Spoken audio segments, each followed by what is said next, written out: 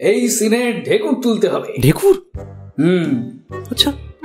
সকাল থেকে ভরপেট জিলিপি রাবড়ি খেয়ে খাস জামাইটির মতো সেজে বসেছিল কালুয়া। টোকা শুনে ঢেকুর তুলতে তুলতে দরজার কাছে এগিয়ে গেল। কে কে আবার আসে এই সময়? জানি জানি জানি, আপনি কে? বলতে হবে না, বলতে হবে না।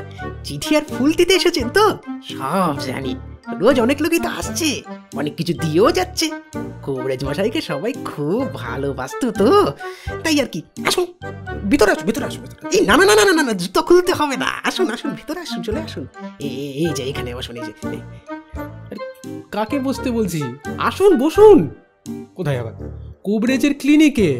ডাক্তারবাবু অপেক্ষা করছেন না? কোথায়? কি হলো? ডাক্তারবাবু? কবরেজ মশাই, কবরেজ মশাই, কবরেজ মশাই অপেক্ষা করছেন না? তোমার জোনাকি রাতে চলে আসুন, দেখিয়ে যান। সব রকম ফোঁড়া ঠিক করতে পারিনি।